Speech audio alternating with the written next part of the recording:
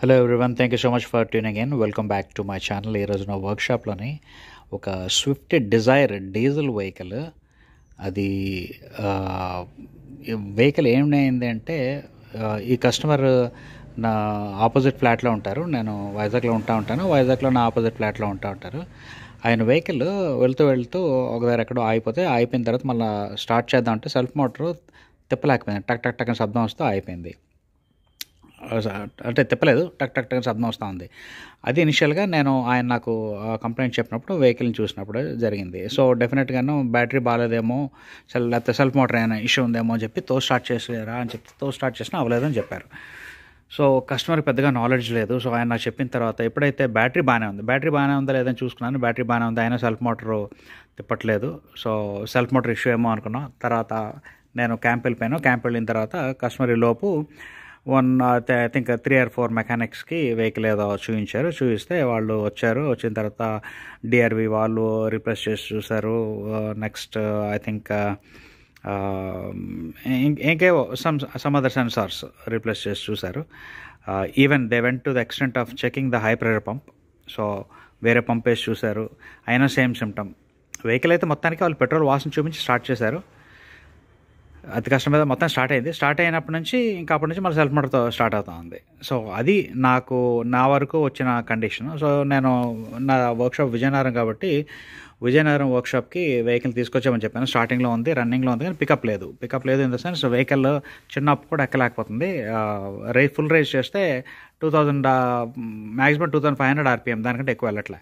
So కస్టమర్కి ఇలాగ స్టార్టింగ్లో ఉంది కదా, రన్నింగ్లో ఉంది కాబట్టి తీసుకొచ్చామని చెప్పాను. సో వస్తున్నప్పుడు బండి కొంచెం అబ్నార్మల్గా బిహేవ్ చేస్తుంది, పొగల్లాగా అనిపించింది అని చెప్పేసి వైజాగ్ జూ పార్క్ వచ్చిన తర్వాత వెహికల్ ఆపేసి అక్కడ నుంచి 4000 రూపీస్ టోయింగ్ ఒకటికి ఇచ్చుకొని విజయనగరం తీసుకొచ్చిన తర్వాత నేను నా training students Srujan and Sai ఉన్నారు కదా, వాళ్ళ చేత నేను బోత్ ఈజీఆర్, పిసివి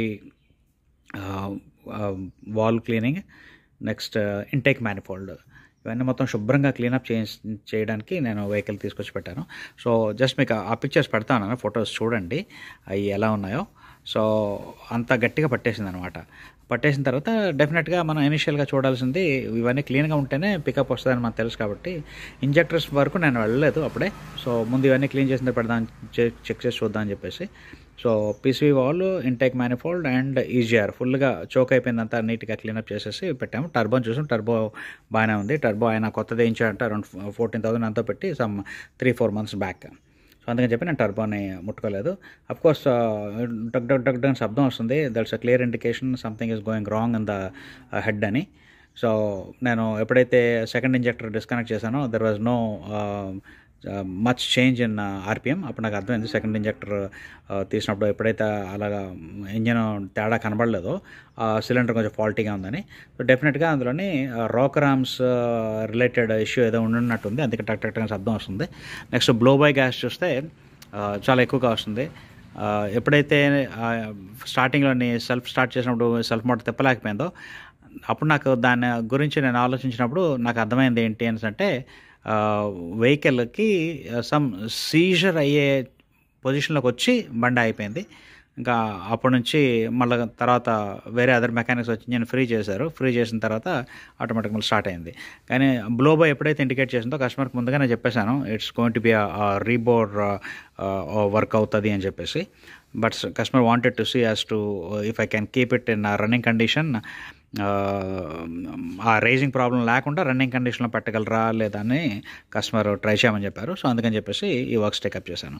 సో నా స్టూడెంట్స్ సక్సెస్ఫుల్, నేను అసలు ముట్టుకోలేదు చేయలేదు, వాళ్ళకి ఓన్లీ వర్బల్ గైడెన్స్ ఇస్తూ ఉన్నాను. సో వాళ్ళకి ట్రైనింగ్ ఇచ్చాను కాబట్టి they should be able to do అన్న దీంతో వాళ్ళకి కాన్ఫిడెన్స్ ఇచ్చాను, వాళ్ళకి కొంచెం బూస్టింగ్ ఇచ్చాను. సో ఆల్రెడీ ఒక ఇంజిన్ వాళ్ళ చేత చేయించాను కాబట్టి they should be well versed with the Maruti engines. So ఈ స్విఫ్ట్ ఇంజిన్ అనేది very popular engine across the board. Like స్విఫ్ట్లోనే చాలా వేరియంట్స్ ఉంది. Next Fiat Punto, Fiat Palio, next Ashok లైలాండ్లో vehicles, next Indica Quadrajet, Bolt, ఇట్లాంటి వాటిలన్నింటిలోని ఇదే ఇంజిన్ ఉంది. సో ఇంజిన్ ఆల్రెడీ నేను చేయించాను కాబట్టి they are able to do it successfully. Complete చేసేసారు. కంప్లీట్ చేసిన తర్వాత ఫిక్స్ చేసిన తర్వాత we went for a trial. And 120 km/h స్పీడ్లో నేను వెళ్ళగలిగాను. But still that is not advised. కానీ ఆల్రెడీ నాకైతే తెలుసు ఇంజిన్ రీబోర్ రెడీ అయిపోయిందని చెప్పేసి. So I just wanted to see అది పికప్ వచ్చిందా లేదని చెప్పి. So go through the video, enjoy the video. If you like the video, do press on the like button, subscribe చేయండి, share చేయండి. Thank you for watching and keep watching. So EGR full block అయిపోయింది. Next EGR నుంచి ఇంటేక్కి వచ్చే connection చూస్తారు కదా ఎంత clog అయిపోయిందో. అట్ ద సేమ్ టైం మరి ఎంత క్లాగ్ అయిందంటే ఇంటేక్లో కూడా అంతే డర్ట్ ఉంది. సో ఇవన్నీ క్లీన్ చేశారు. సో మిగతా క్లీనింగ్ ప్రొసీజర్ అంతా నేను చూపించలేదు. ఇట్లాంటి వీడియోస్ చాలా ఈజీగా ఉన్నాయి. కొత్తగా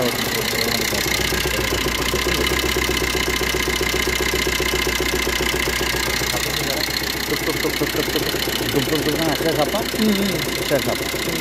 తప్ప ప్లాన్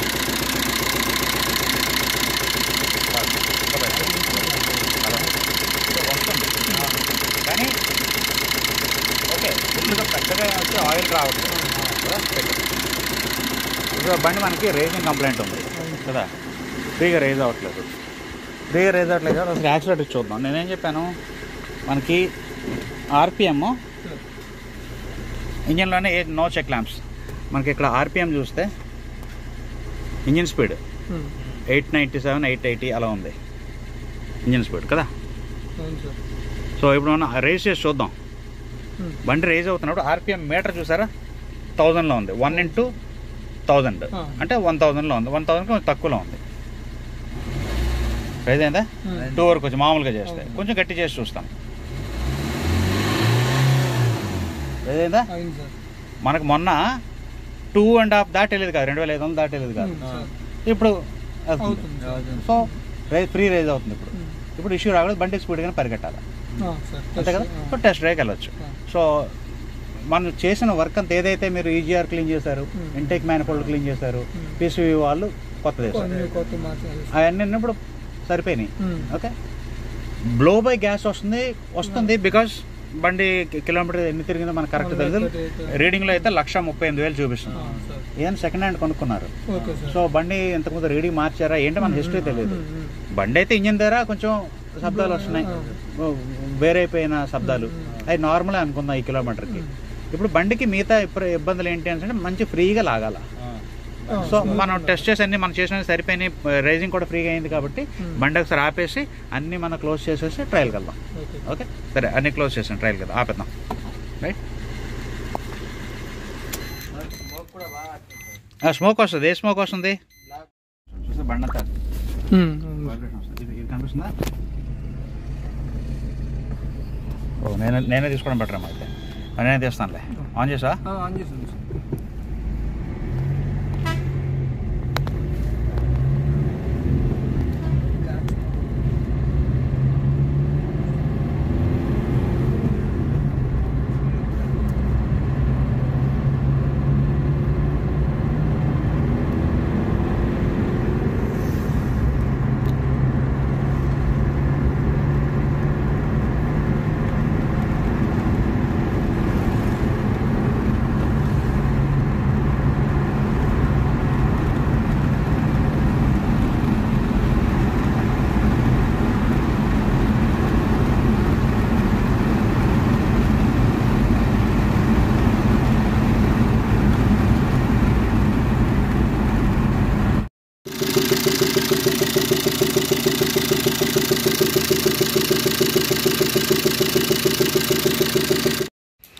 సో నా స్టూడెంట్స్ ఇయాన్ జనరల్ సర్వీస్కి వచ్చింది, దాని మీద వర్క్ చేస్తున్నారు.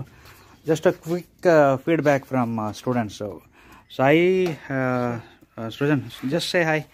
ఓకే, అది ఈ బండి ఈ స్విఫ్ట్ ఇంజన్ చేశారు మీరు. ఇప్పుడు వచ్చిన స్విఫ్ట్ డిజైర్కి ఈజీఆర్ పీసీవీ మీ మట్టి మీరే చేశారు. నేను ఓన్లీ మీకు గైడెన్స్ ఇస్తా ఉన్నాను. So far how do you feel the training ఎలా ఉందని మీకు అనిపిస్తుంది? మీరు కంఫర్ట్ అయ్యారా లేదా? అంటే నేను మీ వెనకాతలు ఉంటే ఇంజిన్ ఏదైనా చేసేయగలుగుతారా లేదా? ఆ కాన్ఫిడెన్స్ ఉందా? సస్పెన్షన్, ఇంజిన్, ఇంకా మిగతా చిల్లర పనులు, లేబర్ వర్క్ ఏదైనా. బట్ అదర్వైజ్ అది కాకుండా నేను డయాగ్నోస్టిక్స్లోని నేను మీకు స్కానర్ కనెక్ట్ చేసి నేర్పించింది అంతా మీకు అర్థమవుతుందా? రైట్. సో ఎక్కడ ఇష్యూస్ ఏం లేవు. సో ఇంకొక 3 months ఉంది, 3 or 4 months ఉంది. మీరు టోటల్ 6 monthsలోనే 2 months అయింది, 4 months ఉంది. సో 4 months అయ్యేటప్పటికి మీరు చక్కగా అన్ని విధాలుగా నేర్చేసుకుంటారన్న కాన్ఫిడెన్స్ ఉందా? ఉంది sir. Yeah what do you say? యూట్యూబ్లో మన ఛానల్ చూస్తున్న వాళ్ళకి హ్యాపీ న్యూ ఇయర్ చెప్పేస్తారా ఒకసారి? Happy new year to all family members. Yeah right, Ravi automobile family members. Yeah thank you.